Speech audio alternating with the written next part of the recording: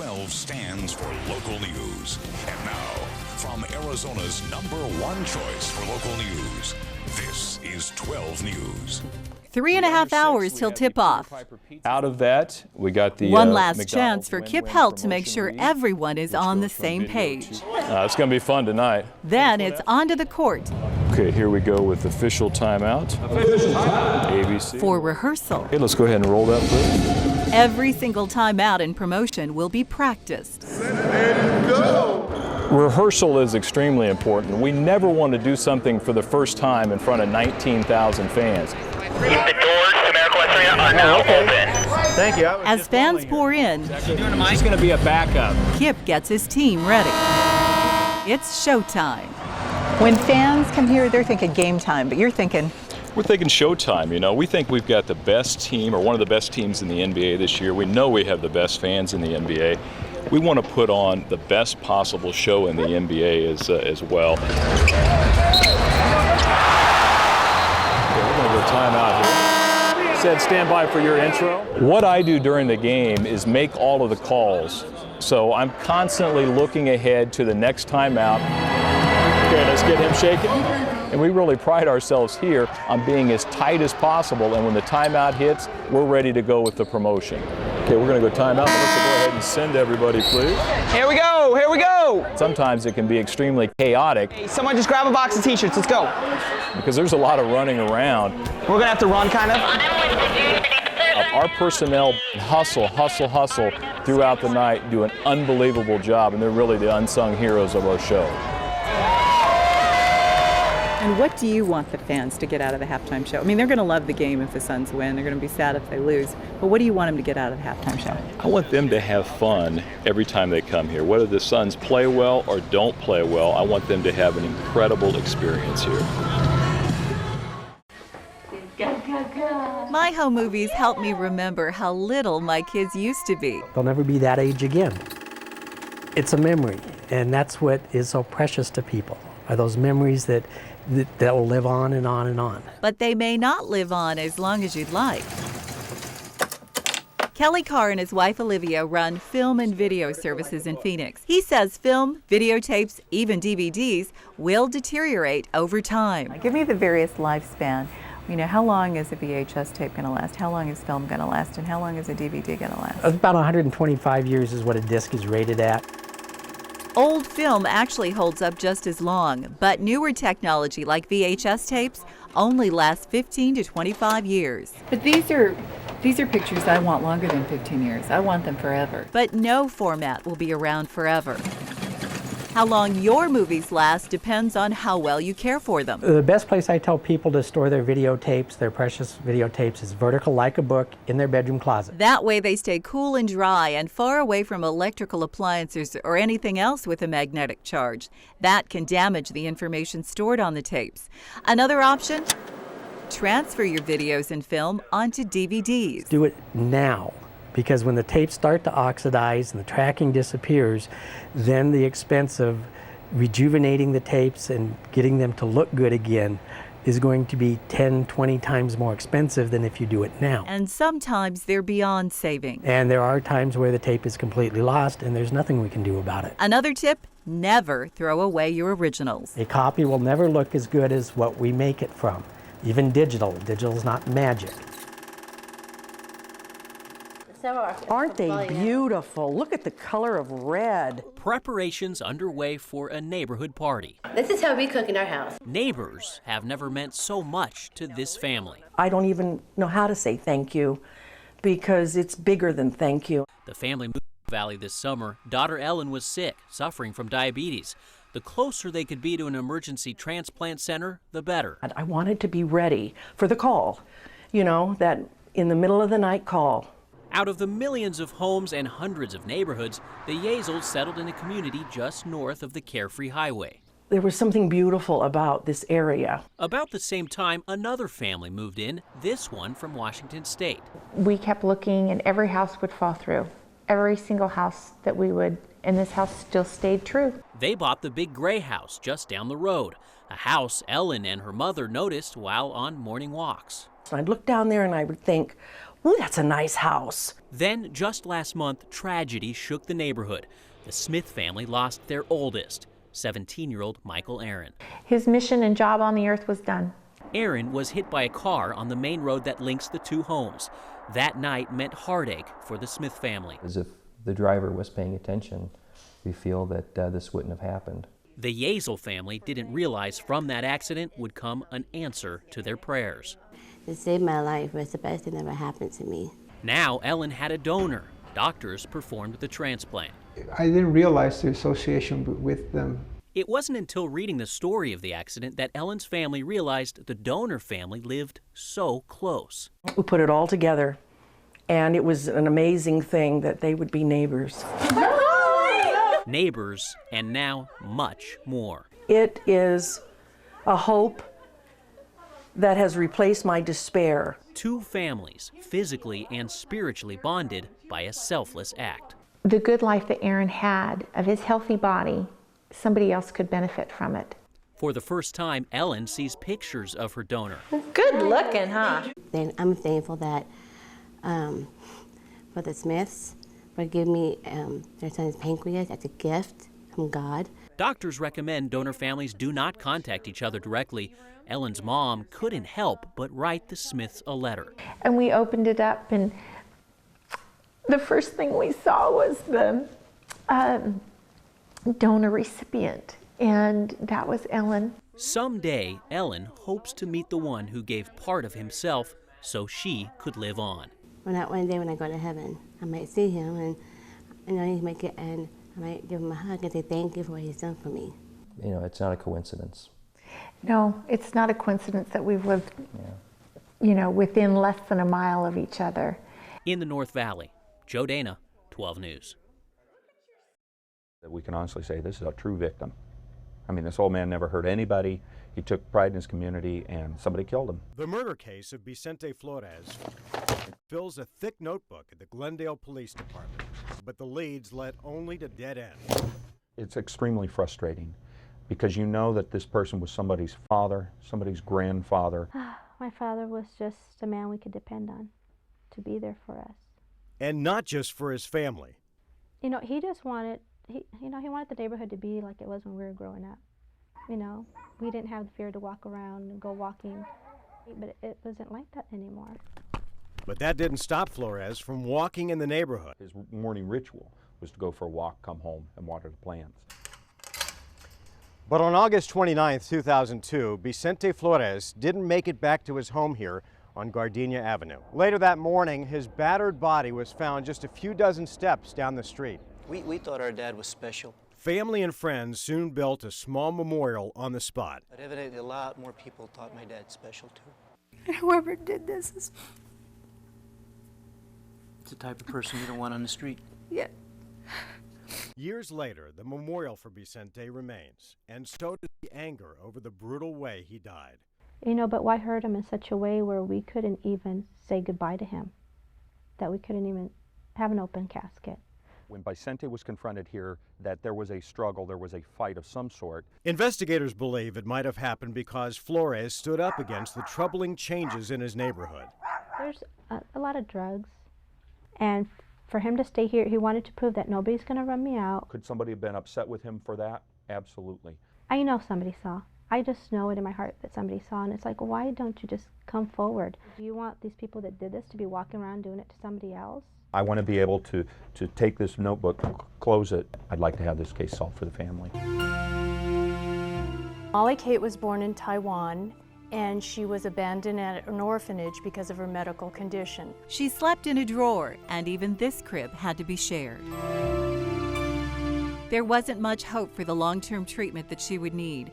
Molly Kate had hydrocephalus, water on the brain. A child with Molly's condition could have severe lifetime disabilities. As soon as we got a look at her picture, we were in love instantly, and we were ready to take it on. Catherine and her husband Kurt adopted Molly Kate and all of her medical challenges. And they had warned us that she possibly couldn't walk, couldn't talk, would have other learning disabilities. She just had her 51st brain surgery this past October, where they place the shunt into the brain and then it drains various ways. But that tiny tube sometimes breaks or clogs, or Molly Kate outgrows it, and then she needs another operation. But Molly was able to surmount them all with the help of a very good doctor and her own persistence. Humor has been the #1 so-called medicine. I can't do that. That humor goes everywhere with her. Man, if someone would have told me how difficult it was going to be. She serves as an ambassador for other kids with health problems. She's very thoughtful in her approach to life. She doesn't take anything for granted. And yet she's still a wonderfully normal 17-year-old. Can stay in a hotel tonight? Yes. She loves to have a good time. And since the day that I've got my license, I've realized it's a whole new world. I can get in my car, listen to my music, and enjoy life. A life she wants to dedicate to others. And I think I can give back to kids as much as I've been given. Rifle looked like a short-barreled M16 type weapon. Every shift begins with a briefing. Then we hit the streets of Maryville. Within an hour, our first call. They said there's a subject taking a plate off a white car that caused the accident. That accident turns out to be a hit and run involving a stolen license plate. 23. Can you identify him Sure, if no we've problem. seen? You got bread, sure, you know? With a 5-minute head start, the suspects dash into a petroleum tank farm on Van Buren. One of them doesn't get far. Relax, okay? Relax. Is there anything on you that I need to know about? Where's your friend at? Where's your friend at? There's our other subject right down there. Appears to be stashing his bags. Hey! Put your hands on your head right now. On your head! Put them on top of your head right now. Turn around, away from me. A few minutes later, 800 India, Adam, code 4, 1 in custody. that moment when you told him to stop and he didn't stop and respond right away, is that when the adrenaline starts pumping? It definitely rises your attention. Causes you to, cause the hair on your neck to stand up a little bit, because you never know what they're gonna do. We take training so seriously, and I always tell the OATs that your number one priority is to go home to your family. Is it what you thought it would be? It's not as intense as they portray it on television, that a lot of kids see. But then again, you do see a lot of things that they'll never show on television as well. Now that you're ready to get your own car and everything else, would you trade this job for anything? Absolutely not. Not anything at all.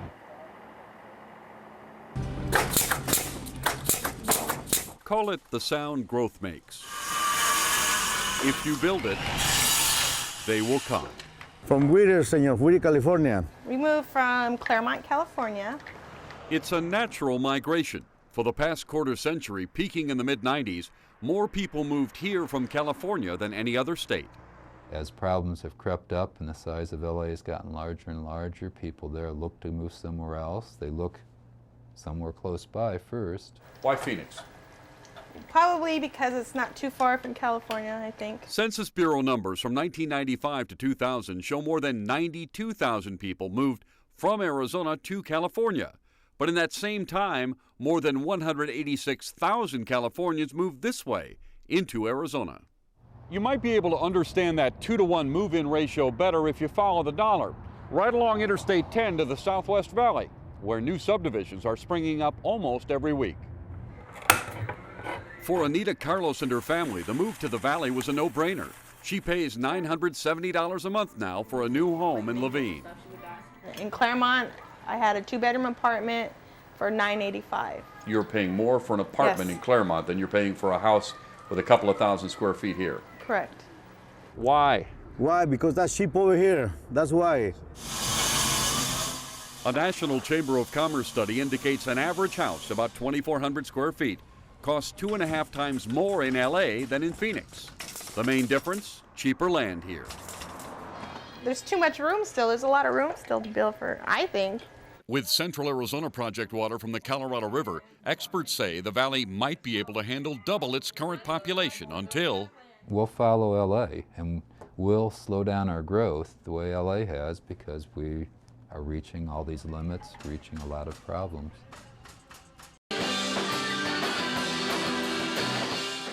The early days were more about spirit than skill.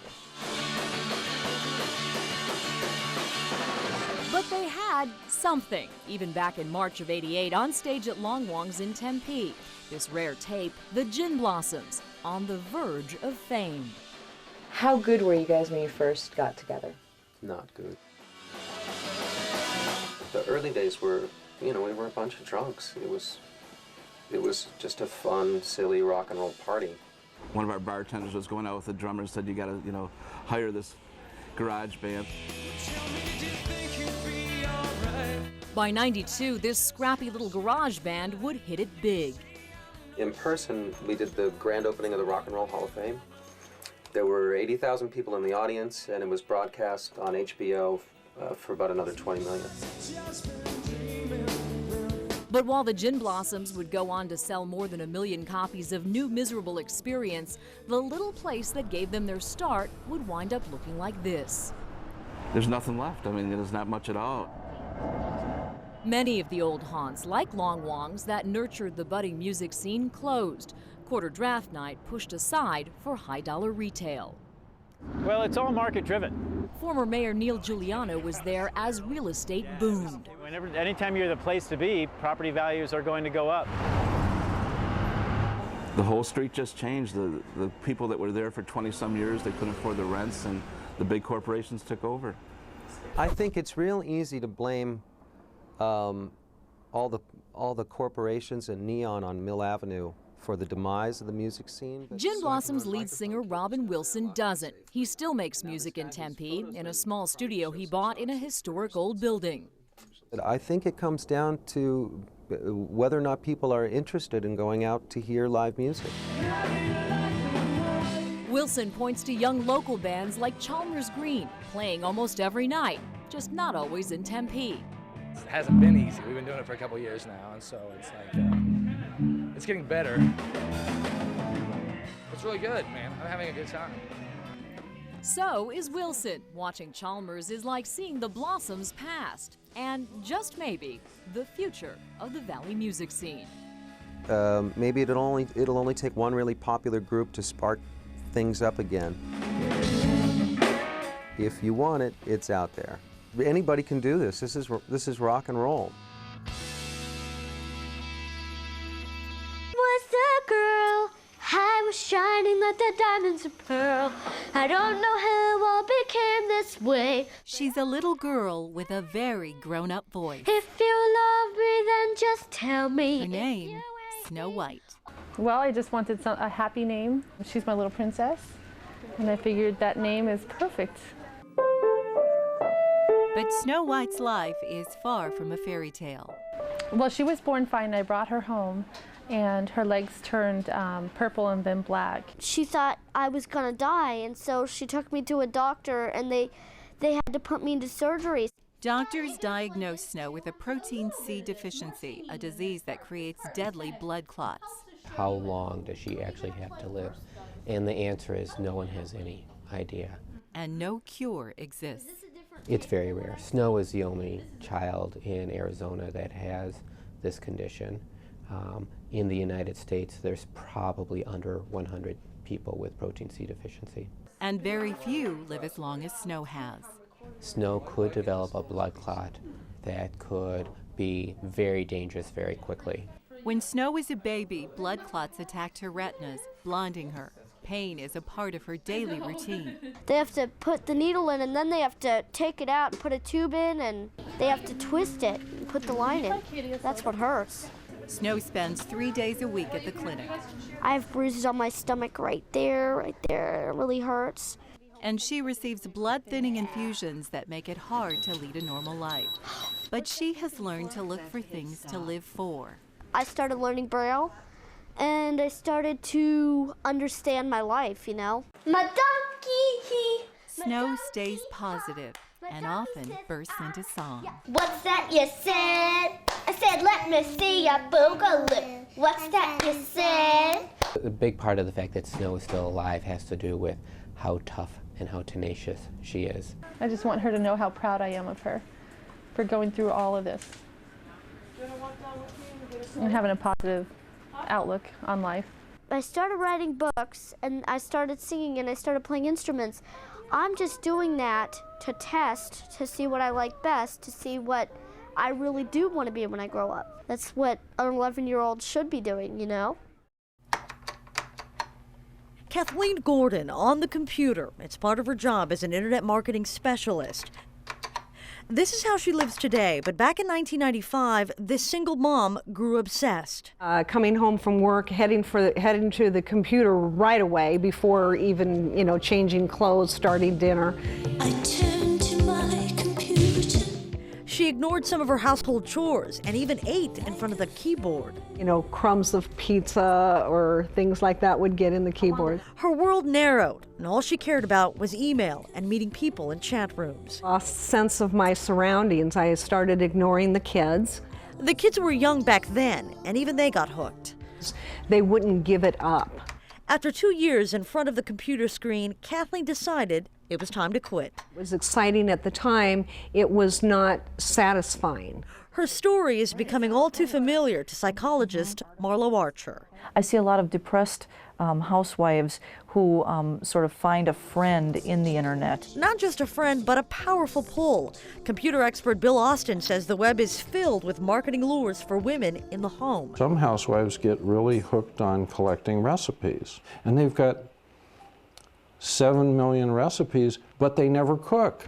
And many parents notice their kids seem hooked on computer games. It can be an addiction just like any other substance, that it produces a high and a desire to have more of it. And the addiction can lead to depression and isolation from your own family. So even though you might not be neglecting your children and they have food, there may be some things that you could be doing with them, like playing with them.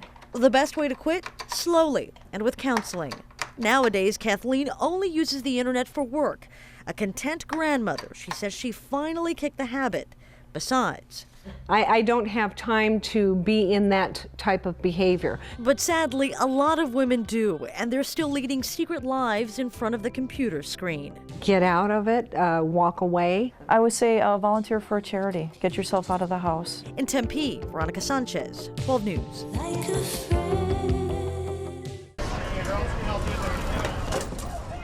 The entire side of my bag got ripped off, like torn off. And so when I picked up my baggage off the carousel, everything just came falling out of it. I'm on the road 200 days a year. And how often do you lose baggage? They lost baggage of mine 28 times. It wasn't hard for me to find travelers with horror stories about luggage. No, they found it 3 days later, so. So you had to go out and buy all new clothes? Yeah. Hi, can I help you? In the Southwest Airlines baggage claim office, every report of a lost bag, A roller bag or? Roller bag. begins a process of detective work. So it's computer, it's telephone, it's verbalizing with the customer to find out exactly what happened. What kind of bag is it? Southwest couldn't give a percentage of bags that are lost or delayed. I don't see it. Many bags miss their flights because travelers don't allow enough time for luggage screening. It's going to be coming in a little bit later, so I'm going to take a report and then we'll have it delivered out to you. But what if your bags don't catch up to you until you're in the Grand Canyon? And then we had them delivered via donkey. Sometimes weather or equipment problems will cause bags to miss a connecting flight. We're from Portland, and we went Portland to San Jose to here, so I guess our luggage is in San Jose. Along with the bags of a lot of other people on that flight, now crowding the claims office. None of our luggage is here. There's 16 of us. We have to play soccer tomorrow. We'll just play naked, I guess. Good job. Now pull yourself up. On this wall, Hayden Newhouse is a natural at the age of only 6. For her to climb up these walls as fast as she does without any kind of fear isn't really too shocking. That's because Hayden is autistic.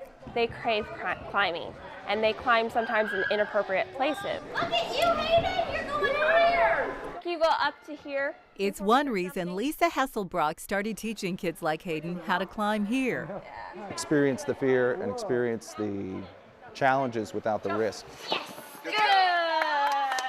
Children like Hayden have enough challenges. Bullet! Hayden's main deficits are in socialization, communication, seem to be distracted all the time. Their attention span is minimal, and this also depends on the child. He's very active. It seems sometimes like he's almost jumping out of his own skin, like he's not comfortable, and the climbing helps give him an outlet for all of that energy. Becca Lubber's son Alex is only 3. I notice when he's climbing that he is able to form his sentences more. The Lubbers weren't the only parents to notice something. I was getting emails from parents saying that my child, after they left the class, they were interacting with their siblings, which they were never interacting with before. Daddy, may I please help me? Will you go up with me? So what's happening here? Once I've seen it. Angel Vogelsang, an occupational therapist, says there's no research on rock climbing in autistic children. But from what she sees, the sensory motor input that they're getting when they're rock climbing is very organizing to their central nervous system. When that central nervous system is organized, other areas of the brain can be stimulated. Simply swinging on a rope has an effect. It's a self-calming technique. I had climbing rocks that's way like a Spider-Man. For some, the climbing begins with small steps. At first, Matthew seems anxious and withdrawn. But once he gets out on a rope, this actually seems to be just as beneficial as actually climbing. 2 hands on the green. This is a new frontier. Pull yourself up to it. We're just learning about autism and rock climbing. It gives that child that self-esteem. See them take huge steps that maybe somebody said they couldn't. And these kids are capable of doing a lot. And we just need to give them an atmosphere in order to succeed. I did it!